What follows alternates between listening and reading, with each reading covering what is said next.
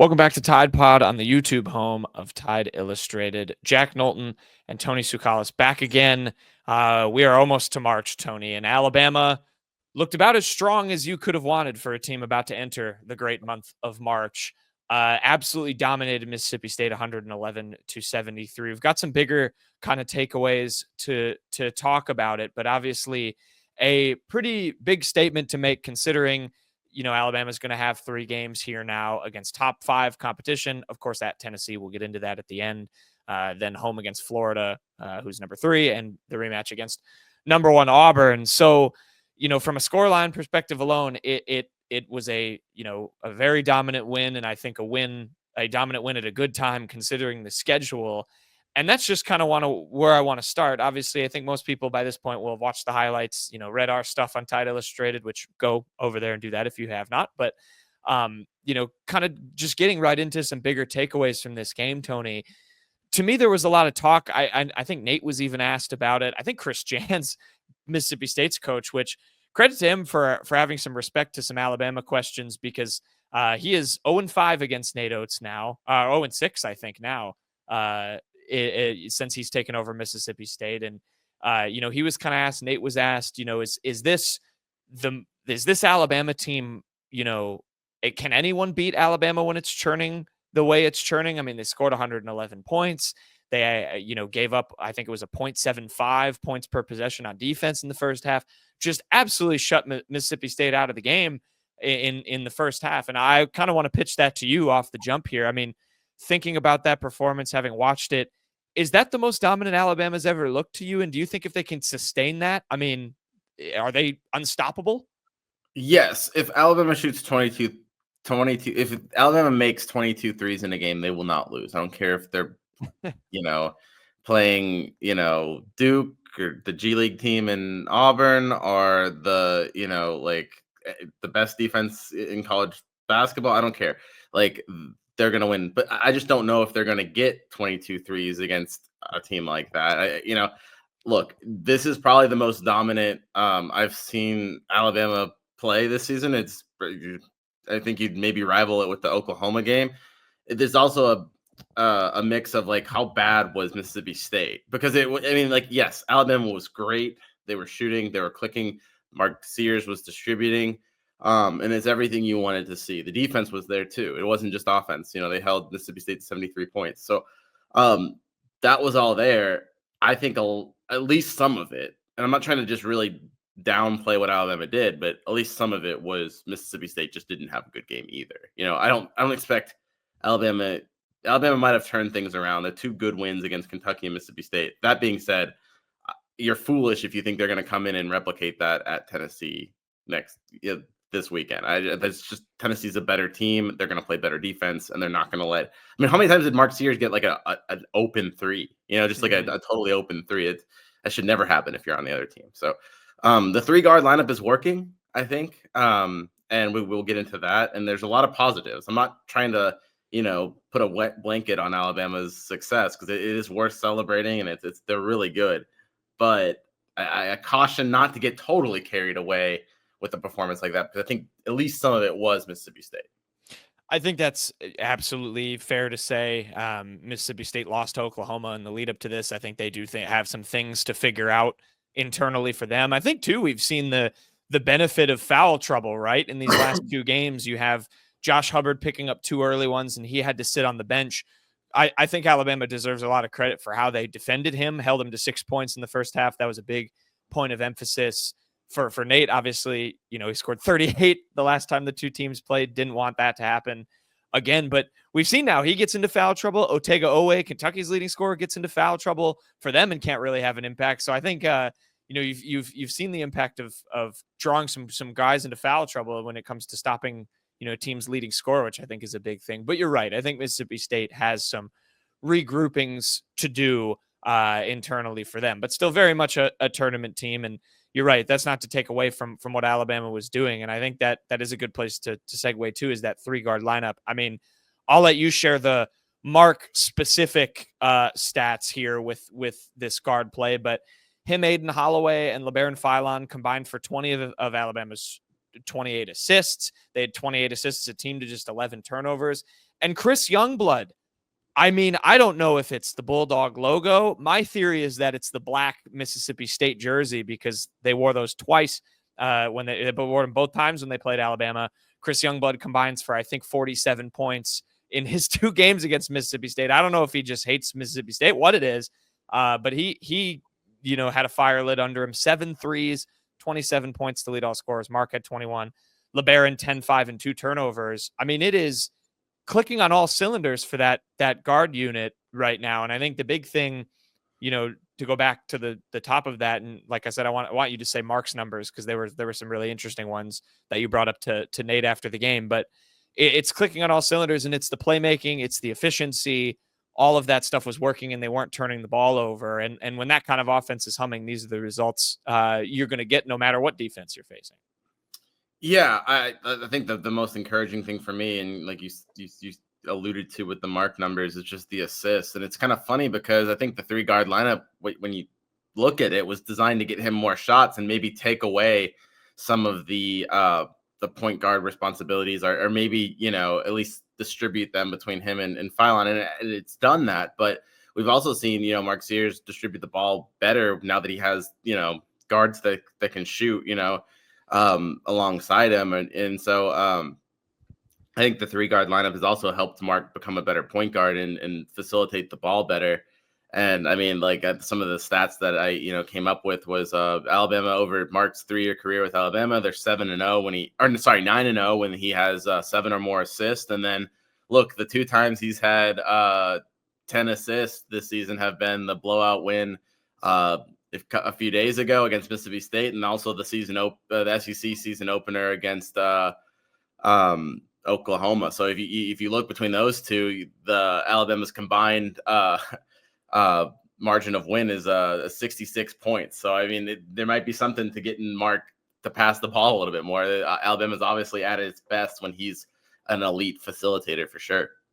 Yeah, and I think Nate, when you brought that stat up to him, pointed out an important little thing that he was kind of joking about it, and then he said this too. A lot of those assists, it's not about drawing up plays to get him those assists. It's that they're coming in the flow of the offense. I think that's such a big thing, and it speaks to Mark's improved decision making, where you saw him a bunch of times drive into traffic like we've seen him do, draw 2 or 3 defenders. He gets that extra help on him because people don't want him getting easy layups, and he's been able to spray those passes out and find other guys around the perimeter, whereas before I feel like he was going up too much and it was getting blocked or he was turning it over. So those assists are coming in the flow of the game. I think it speaks to his kind of growth. And then I mean, you look at how it's just built out from everyone beyond that. I mean, Chris Youngblood was in double figures against Kentucky for the first time in 3 games. Obviously went off against Mississippi State. Like you said, with the team for threes, I don't think you're going to expect 7 threes a night from him.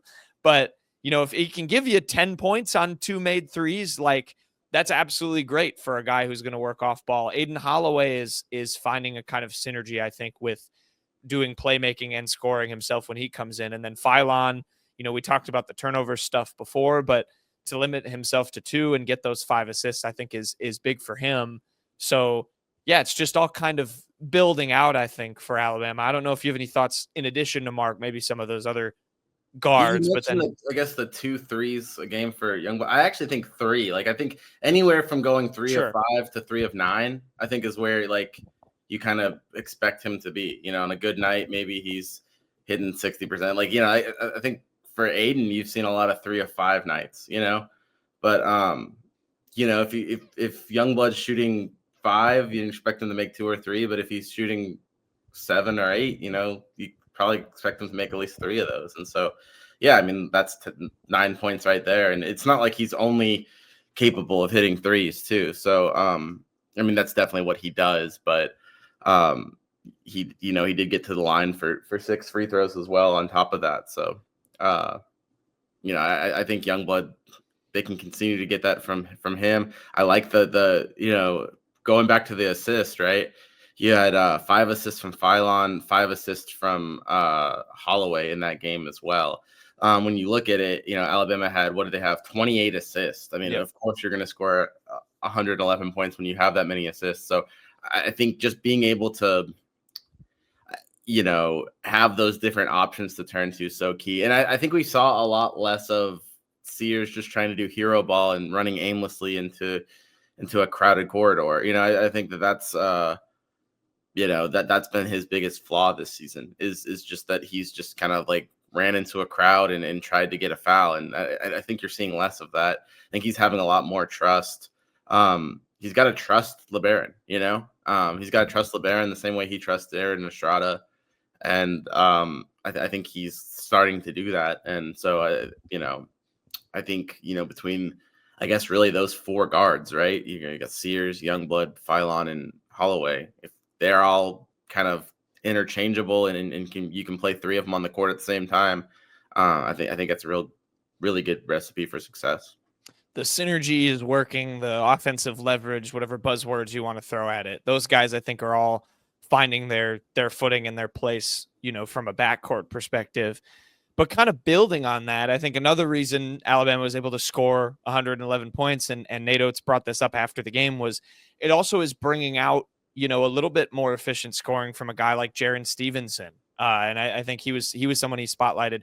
Went 3 for 3 from three in this game. I think they were back-to-back threes too, if I'm not mistaken. They were like all in the second half later on. And he just, it was kind of the same thing. All three of them were kind of in the flow of the game. He wasn't doing anything crazy off the ball. He was just spotting up in the corner, and Alabama's ball movement was so good around him. They ran actions, away from that play that Mississippi State was just a step behind every time, and Stevenson knew it. He was ready to shoot it. And when he's in that position, and ready to catch and shoot and fire those off, Oates said he kind of needs catch and shoot threes to succeed there. He's got a smooth stroke. He's shot 47% since the start of conference play. I mean, he, it's not a crazy high volume, but he is getting the looks he wants. And I think we're going to see moving forward, and it's especially impressive considering he's the one, sacrifice, so to speak, for LeBaron Philon in the starting five.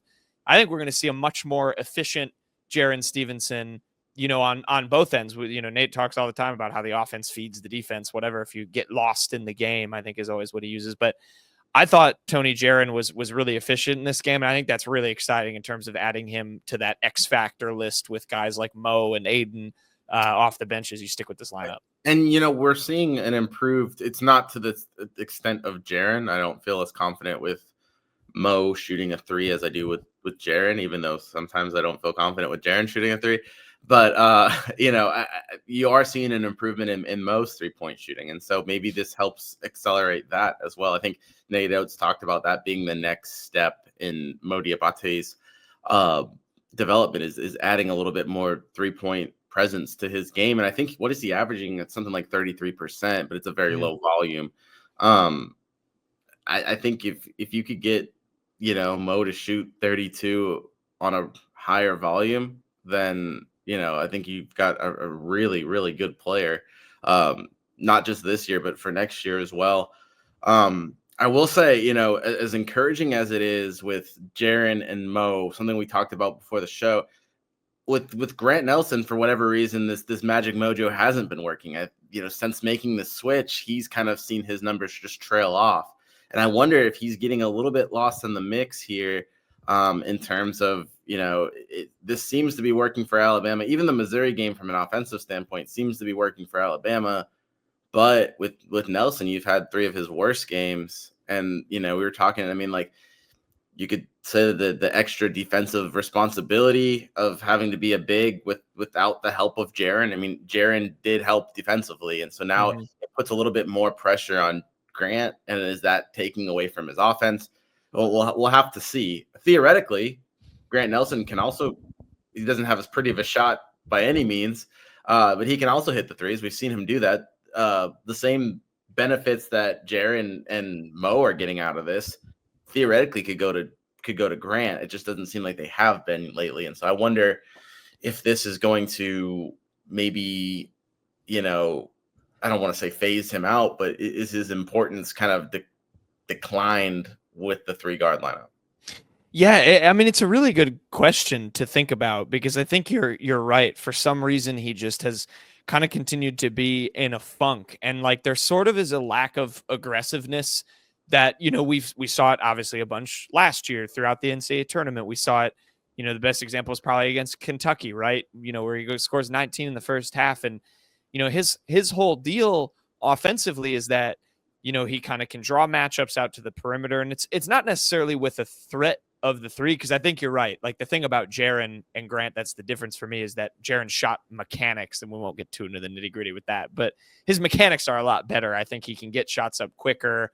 He can shoot over people. I don't know if Grant can necessarily do that, but his whole thing was, getting the ball in the perimeter and not being afraid to attack whatever matchup he has one-on-one off the dribble. And we just haven't seen that. There's like sort of a drop off of aggressiveness. And yeah, I wonder how much of it is Grant needing to just sort of refine that for himself. But also, you're right. I think there's a little bit of a scheme thing where he might be a little bit lost in, okay, what's my role here if, we've got Mark attacking off the dribble and LeBaron attacking and trying to find people.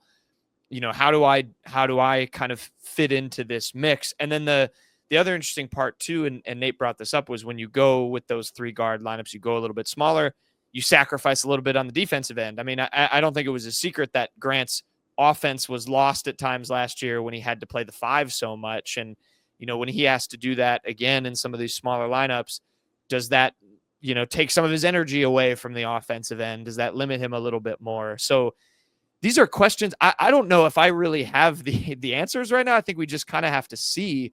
But yeah, I think it's, maybe not necessarily worrying, but a little bit like, what does, how does Grant as a puzzle piece fit into this picture here? Given that you're right, I think you can see that from Mo and Jaren. So I don't know what the answer is. But if Jaren had just a little bit more post presence, I mean, you could almost say that he is a better fit for that 4 role in the 3 guard lineup. It's just, I don't think that he really can play the 4 in terms of giving you that post presence that Grant can, but then, it's just like you said, there are the benefits of having Jaren as a 3-point shooter. I mean, it really is kind of like in a perfect world, and not to like discredit Grant here, but in a perfect world, you just kind of give Jaren Grant's post presence a little bit, and then all of a sudden you have 4 people that can shoot threes, and then Cliff Amore as well, because I think Jaren probably has more energy, is probably a better defensive player than Grant, that like he could probably withstand the extra pressure of providing defense. He just can't do it down low, and I think you'd be very susceptible if you just replaced Jaren for Grant. I think you'd be very susceptible to bigs. It put a lot of pressure on Cliff Amore. Yeah. That being said, another thing to consider, if they do want to go that route and just put that pressure on Cliff Amore, I think we've been seeing a lot better performance from Aiden Sherrill. And so maybe if you just want to put a lot of pressure on your center, maybe you're able to do that a little bit more, because now you have more of a backup plan, and you're not just having Cliff, go all out by himself for 40 minutes. I mean, like you have Aiden Sherrill able to come in. I still don't think that's the best plan, but maybe they can do it more often if that's something they want to do. We'll just have to see. Yeah, absolutely. I think there is probably a hesitation, given Nate Oates probably has some trauma from last season with one lone big man, and a guy like Nick Pringle, when he got in foul trouble, it was, well, Grant, good luck as the small ball 5. I don't know. He'd probably be a little bit nervous to. You have to have a lot of faith in Aiden Sherrill to do that. Definitely. But I think the other piece to it too with Grant, and it's wild, because I don't think his effort, it was off a little bit at times in the Kentucky game. But I mean, shoot, he won the hard hat against Mississippi State. He was making a few pretty impressive plays, like just effort-wise, saving stuff, diving on the floor. Like he's still doing the blue-collar stuff. It's just, I think, purely a fit thing offensively for how he figures that out. And I think the other piece that has slipped a little bit, that I think, if Grant can get it back up, kind of reminds people of how valuable Grant is, and Nate brought this up, is the playmaking side of it. Was, he's drawing these double teams. He's drawing a lot of attention, similar to kind of how Mark does, where, when he gets into the post, everyone kind of swarms him, doesn't want to give him anything easy. how can Alabama put him in better positions to then play make out of that and get assists? Because he's a decent passer. I don't think Grant is a bad playmaker by any means. So, it's not to the level of any guards, but I feel like if that can be unleashed too, similarly to Mark, if you just figure out how to like not take the pressure away from him, but just sort of refocus it to where you can give him more outlets, I think that will also be better for Grant. And so I think it's a little bit of both. The other thing too, and I don't want to use this as an excuse because it's February 27th, everyone's banged up. I do think he's a little bit banged up. I think, he was listed as probable on Friday night or on a Monday night before the game. He's taken off the injury report. Again, it's not an excuse, but I do think, I do wonder he's just kind of got to learn to play through that. I mean, Nate said that with Mo Diabate too. We saw his thumb wrapped up. You've got to play through that to an extent too. But again, I don't have a concrete answer, but that's what I would think. I think you try and figure out how to maybe get him more involved as a playmaker, and the scoring part of his offense will maybe come. Yeah. Yeah, I agree. I think, just and maybe just some of it's a confidence thing. He seems a little bit desperate sometimes on offense as well. You see him kind of doing some of the same things that Mark does, where he's like in a different way, but like you see Grant going into a crowd and like trying to dunk over 3 people, it seems like, and it's just like you're not gonna do that, buddy. You know what I'm saying? Like, yeah. Making a lot more like trying to force the issue a little bit instead of just playing his game, maybe passing it out like you said. So I think some of that comes with I think he needs a big game. Yeah, not even a big. He needs a productive game. See one go in. Yeah, and that will get him going. If he had even a 10-point half or something like that against Tennessee, that might spark something in him. Sure. Yeah, I think the other thing too, like, is finding the balance with Cliff. Like, Grant has some awesome plays on like second chance stuff where he'll just come in and crash the boards and throw down a dunk. I feel like we haven't seen that in a while. Like where a shot just comes off the rim and he just comes in and slams it home. I know Amore can do that. Well, I mean, he's tried to do like I said, he's tried to do some of these thunderous dunks, and he has had a couple dunks. But yeah, he needs a Klingon like one again. He needs. That's the thing, though. That he needs to stop trying to recreate that moment because, like, he's doing too much of that. It was electric, though. He's losing the ball before he can do it. Like, right. You're not gonna do that with the crowded paint. You're just gonna like come in and just like try to Superman your way over someone. You're gonna lose the ball, or you're gonna just miss, or you're gonna get blocked. It's just you're good, buddy, but you're not gonna dunk over 2 bigs. Some of it too, I saw a pretty obvious hesitation to shoot too. He only went 0 of 1 from 3. I think there's a little bit of trepidation with him right now of like, again, we saw Kentucky. He airballed the first one. Next one he took just as confidently and then made 2 more. So I think seeing one go in is going to be a big thing for him. It's just there were some open ones he had too against Mississippi State that he just didn't take. And I think it was just a hesitation. He didn't want to miss. It's a little bit. He's just got to refine his confidence a little bit, but that's the thing about Alabama's depth. It's that deep that they can navigate without him, but they certainly won't be able to do that forever. I mean, you got to have him kind of get going again here. Any other just takeaways, big things from you from Mississippi State, whether it's Nate Oates yelling at them up 30 and calling a timeout to improve the second half defense, or something good, that we didn't hit on. I don't know. Just other lingering things from this game. Obviously, big blow. It's a complete game. I mean, there's really, even the 11 turnovers, there wasn't that many turnovers. I think you can. That's a positive as well. They were more careful with the ball, and Alabama had 11 turnovers that only led to. It seemed like less turnovers because it only led to 3 Mississippi State points, and conversely, Alabama, had 14 or Alabama forced 14 turnovers that led to 20 points. I mean, so it's 17-point swing right there. You can get that in most games. You're going to be you're going to win most games from that. So I mean, it's just a complete performance. You go through the defense was there. They took care of the ball well. You can basically say something good about every single player. I mean, like Grant had the worst production in terms of offensive production, but he still had 6 and 7. And he won the hard hat. I mean, Right. that's not terrible. And then, when you look at other people, Stevenson had 3 threes. Diabate had a double-double. Holloway had 13 and 5 assists off the bench. Amori 8 and 8.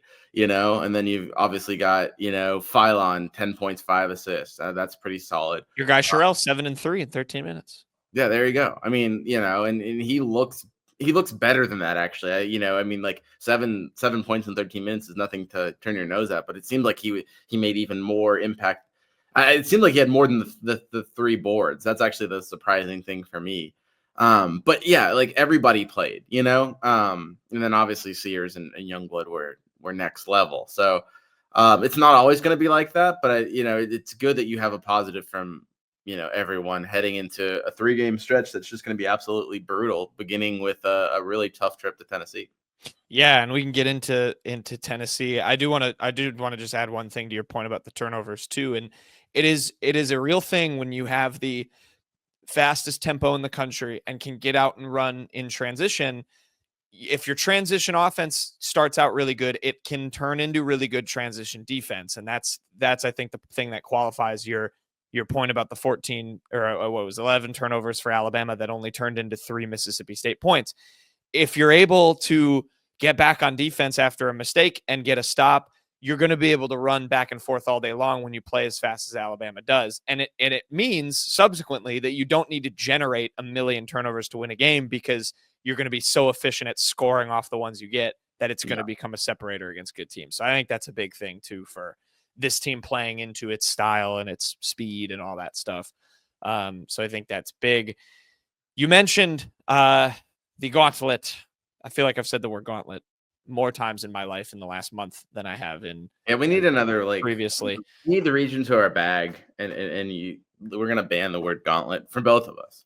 Yeah, I need to. We have to use our. I looked up some synonyms.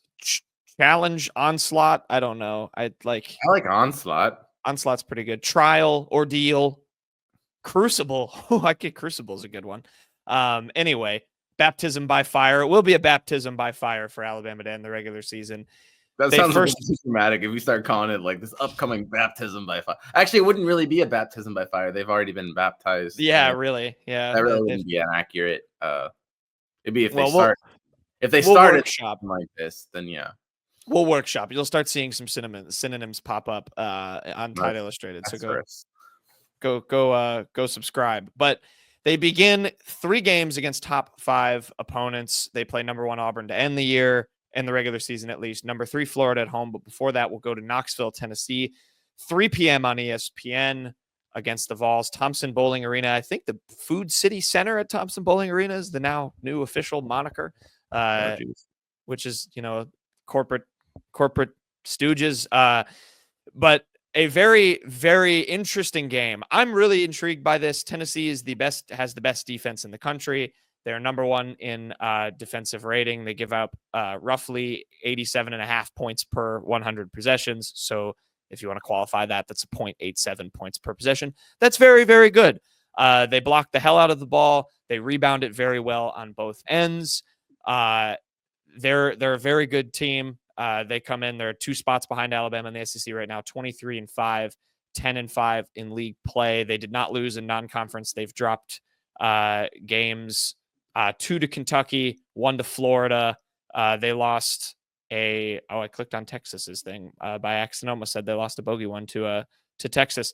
Lost to Florida, Vanderbilt, number 1 Auburn, and Kentucky twice. So a good Tennessee team, Tony, and I can get into the nitty-gritty of their defense, but what are you thinking for this game in terms of to me, a big-time kind of clash of styles here? Tennessee does have a top 25 offense. They are 345th among Division I teams in tempo. They slow things down. They do it with their defense. They do not allow a lot of high efficient or high volume shots. Alabama, of course, runs very counter to that. The fastest tempo in the country, gets up a ton of shots.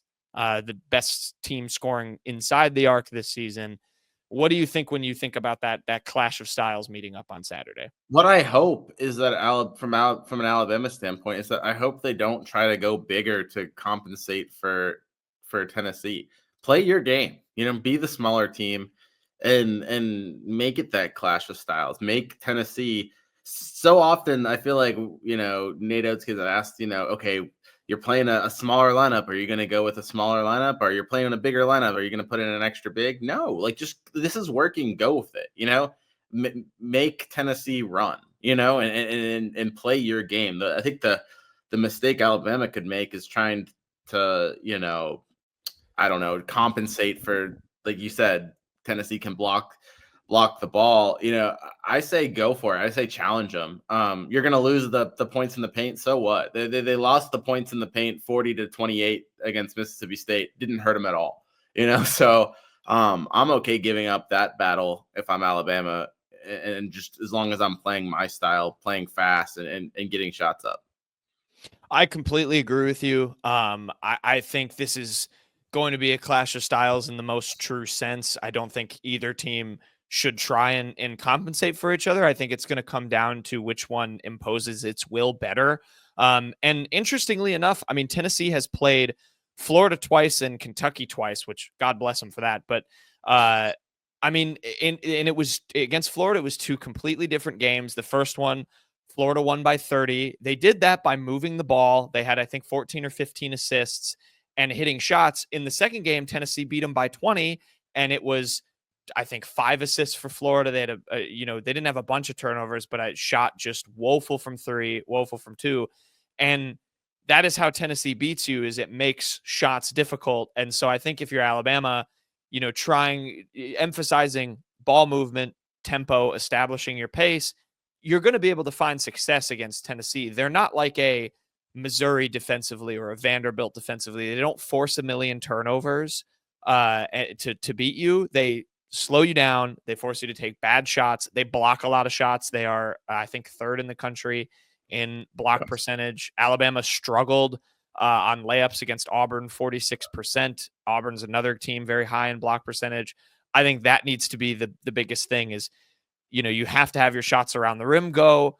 The threes can't fall by the wayside, but you have to create efficient looks. But I agree. I don't think you need to change your style, nor do you necessarily need to worry about, I mean, you can't have 21 turnovers against anybody and win a game, but like it can be a game to me where Alabama can have 10 or 11 turnovers if they're creating efficient offense, defending in transition, like we just talked about. I think they can have a good shot here to knock off Tennessee and Knoxville. Yeah, I think so too. I think it could be a good matchup if Alabama is able to impose their will. So it's if Alabama comes out and does what it's if it even plays in the same style it played against Mississippi State, I don't expect them to hit and everything to go as well as it did against Mississippi State. But if they play with that style, I think that they'll win. I think a lot of it's going to fall on people. It's kind of easy and maybe even cliche to say it's going to fall on Sears, but I think if the biggest thing I got from the Mississippi State game is if Sears continues to play like this, they're going to start beating these teams, and I think that they can really break down a Tennessee.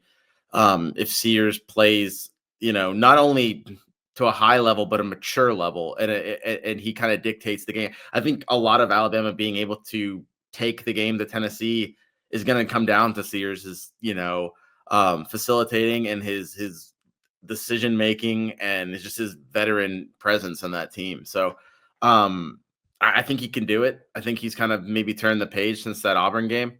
And I'm expecting him. I think I'm picking Alabama. It's going to be close, but this will be a big game too, Jack. I think you could argue this could be a decider for a number 1 seed. Absolutely. I think these next two are both big time deciders. Florida, even more so because I think they're right on that one line. But certainly, it is a game. If Tennessee wins, they're going to be making a good case as well. So it is a big game.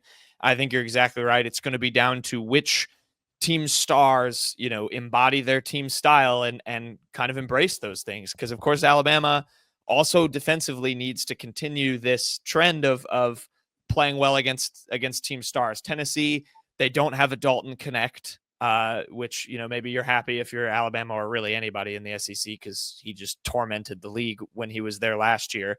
But, they do have a guy in Chaz Lanier who averages 17.8 points per game. I think that's 4th in the conference in scoring. So they have a guy who can get buckets like a Josh Hubbard, like an Otega Owe. Can LeBaron Philon be that guy defensively? Tennessee also has Zakai Ziegler, who averages 7.5 assists per game, is an old veteran like Mark Sears, smaller guard who can play make. I mean, how do you take that away from him to an extent? This team has won games where, guys are able to kind of take over. I have a fun stat for you for another guy, one of their fourth leading scorer, actually, a guy named Igor Milicic Jr., about 10 points a game. You want to talk about a guy going randomly off in a game this season? He became the only NBA, WNBA, or Division I men's or women's player to have a game with 20 or more points, 10 or more rebounds, 5 or more assists, 4 or more blocks, 2 or more steals, shooting 75 from the field and 50% from three. On a Just Wednesday. an absurd, on a Wednesday. Just an absurd stat line. And he did not do that against Alabama because, of course, they haven't played against Tennessee. But that's the kind of performances that Alabama has to continue to negate from teams or from, other teams' top players. I mean, that has to be the emphasis defensively. Tennessee's not going to blitz you necessarily, but they can certainly score. They have plenty of talent. I do like Alabama as well in this matchup. I think their style can ultimately win out, but certainly you could see a result go similar to how the second game for Tennessee against Florida went, where they just imposed their will, hold Alabama to, under 70 points or under 75 points and win by 15. It could definitely happen in a game with the styles like this. Look, this is another thing. I don't believe this, but I just want to bring it up before we check out here. The SEC title is not completely over yet. It's not. Either. It's absolutely not. I mean, look, I don't. The way Auburn's playing, they're probably not going to lose very, very often. But you look at it. Auburn's got a road trip to Rupp on Saturday. They play a tough Texas A&M team that is reeling right now. Also on the road. And then they got Alabama. I mean, like if Alabama wins these next 3 games, one of them is going to be against Auburn, so that would cut it down to 1. And then, Auburn could easily lose one of the games against Kentucky or Texas A&M. I don't expect it to happen, but it's a slim chance. But I think Alabama could still play for at least a share of the SEC title. Obviously, if Auburn wins a game, it would have to only be a share of the title. But and I don't expect Auburn to lose all 3 of these games. But I think there's a chance for Alabama to still get this SEC title. So, I mean, obviously they can't do it if they don't win against it starts with beating Tennessee, but there's still a lot to play for too. It's not just the number 1 seed. It's there's at least somewhat realistic chance of competing for the SEC title. That being said, you look at this Auburn team and it's like they're a buzzsaw. So I don't know if they're going to lose, but yeah, I mean, that's worth noting. Needing help from a team to beat Auburn to put you in that position is obviously not something Oates wanted his team to be in, or Spot Oates wanted his team to be in. But yes, it is certainly not impossible. I mean, that's 2 tough road games in the SEC. And if Alabama can take care of its business, not only do I think at that point, are you talking a battle potentially for Alabama to win in the barn and share and split the SEC title with Auburn. I think they'd have a 1 seed secured by that point. That game also could end up being 1 versus 2 again if Alabama wins, against theoretically, yeah. At that point, I don't know. I mean, at that point, does Alabama get in the conversation for the number 1 overall seed? I think at that point, a big tournament run. At that point, it might come down to who does better in the SEC tournament. We're getting way ahead of ourselves because Auburn's going to lose these games, but yeah. It's fun to, I guess, hypothetical. Look at these, hypothesize, these situations. Yeah, I mean, listen, Nate Oates and his team can't do any of that. They have to stay, tunnel vision on the next game. But, us covering the team is our job to speculate and forecast. So, we're just doing our job here. But 3 p.m. on March 1st, what a way to kick off the great month of March as well with the matchup between Alabama and Tennessee, 2 top 5 teams in the SEC. On ESPN is where you can watch it. I will be in the building for Thompson Bowling in Thompson Bowling Arena covering the game. So go subscribe to Tide Illustrated there. Tony will be holding it down for NFL combine stuff for Alabama. We'll have a ton of combine content coming to you guys here as well. So a ton to go subscribe on Tide Illustrated for spring practice for football. Also right around the corner. Tony, give me a quick spring practice take to end the show. Yeah, there's a ton of things to be interested in, whether it's the quarterback battle or, there's a big time competition at a couple big time competitions on the offensive line that, they have to sort out. But there's going to be a lot to look at. We're also going to get to see what Alabama's offense is going to look like finally under Ryan Grubb, which we've been waiting to see for maybe, seems like 3 years now. So, that'll be interesting. So there's a lot of interesting angles. I mean, we could probably talk for another 40 minutes just about that. But, I'm pretty excited about the start of spring football for sure. Yeah, looking forward to it. Talking to DeBoer and co. And obviously looking forward to seeing how some of the guys do at the combine as well. Jahad Campbell getting a bunch of buzz from what I've been seeing. But go subscribe to Tide Illustrated for all that stuff, all the basketball coverage. Subscribe here on the YouTube if you're watching. Give us a follow on Spotify. If you're listening, drop a comment. How do you think Alabama is going to do in these next 3 games? Will it be a battle for a shared SEC title in the barn? We'll see. But yeah, we will be back, of course, for a recap for Tennessee after that gets done for you guys on Monday to start your week. But go enjoy the Tennessee game. Go subscribe to Tide Illustrated. We will see you next time.